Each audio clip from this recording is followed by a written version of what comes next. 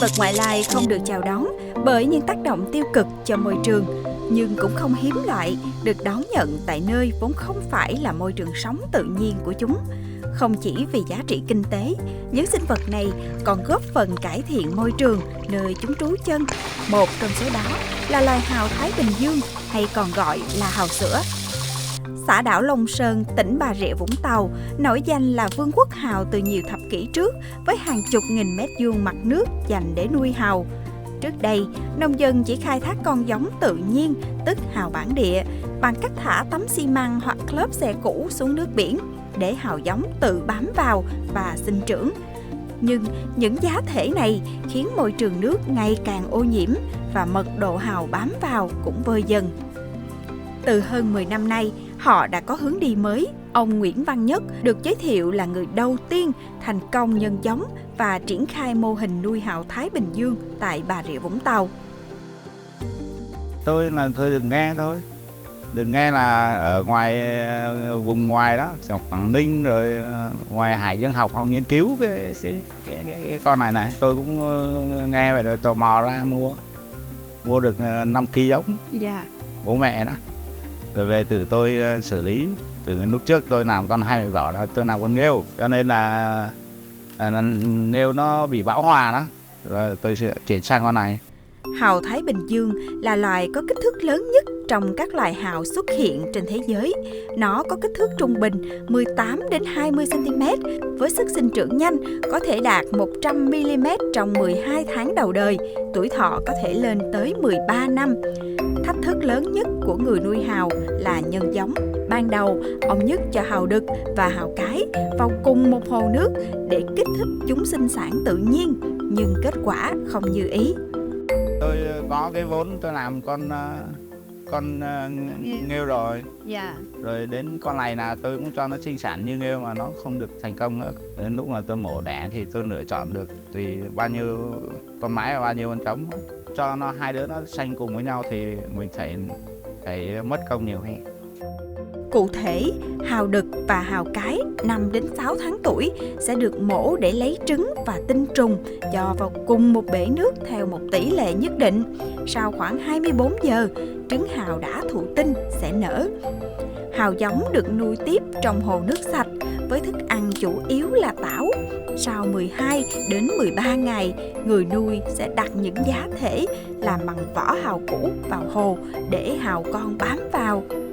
Như con này là mình phải kiểm soát nước của nó là phải tốt nhất. Nếu mà nó không đẹp nuôi 3-4 ngày là nó tự nó chết. Nhiều khi mình làm vậy nhá, khoảng 5-7 ngày mình thay nước, mình xử lý nước ngoài kia không tốt lại nó chết. 20 đến 30 ngày sau, hào giống sẽ được chuyển sang khu vực nuôi thương phẩm. Thay vì cho hào vào lồng hoặc thả đáy như các nước, nông dân ở đây nghĩ ra cách làm sáng tạo. Đó là cột từng sâu hào giống vào bè nổi trên sông. Cách làm này giúp hào luôn ở dưới mặt nước và rất thuận tiện cho khâu thu hoạch sau này.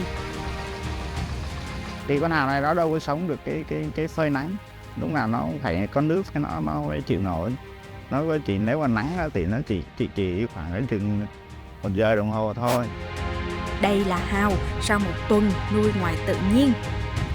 1 tháng sau và sau 5 đến 5 tháng rưỡi, hào đã sẵn sàng để cho thu hoạch khi trọng lượng đạt khoảng 15 đến 20 con 1 kg.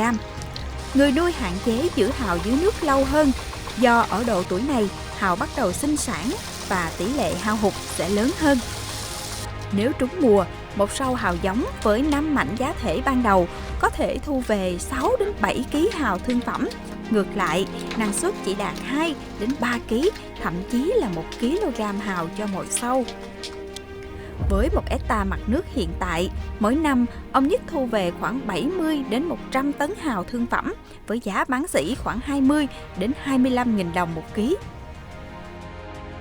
Mình làm con này nói xin lỗi rẻ như bó ký rau muống mình cũng làm. Bởi vì nó có ký lượng mà. Bởi vì thay vì hồi đó ký rau muống 6.000 thì tôi làm con này bán 6.000 đồng ký tôi cũng làm.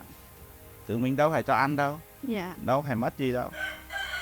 Thay vì không lời nhiều chứ nuôi được nhiều người công nhân. Đâu có sợ. Nhưng thực ra, ông Nhất cũng có lúc tính nhầm.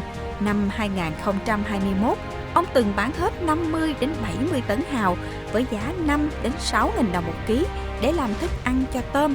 Đó là giai đoạn cao điểm Covid-19 tại Việt Nam, sản phẩm làm ra nhưng không thể vận chuyển đến nơi bán.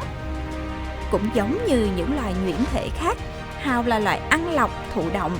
Qua quá trình này, chúng giúp loại bỏ các chất ô nhiễm và giải phóng nước sạch để phát triển sự sống. Theo các nhà khoa học, một con hào có khả năng làm sạch đến 227 lít nước một ngày và được mệnh danh là những cỗ máy lọc nước của đại dương. Tại Việt Nam, hào được khuyến khích nuôi vì đã góp phần hồi sinh những con sông chết. Giống hào Thái Bình Dương còn có vỏ mỏng, ruột nhiều, vị đậm đà và không có mùi tanh. Thịt hào có giá trị dinh dưỡng cao, giàu kẽm, không chứa cholesterol xấu và được cho là thần dược với sức khỏe của nam giới. Do đó, thị trường tiêu thụ loại đặc sản này ngày càng lớn.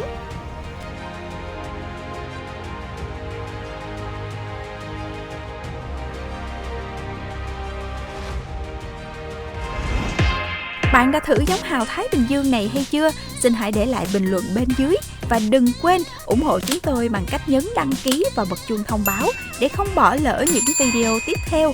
Chúng tôi sẽ nỗ lực mang đến những video ngày càng thú vị hơn. Xin chào và hẹn gặp lại!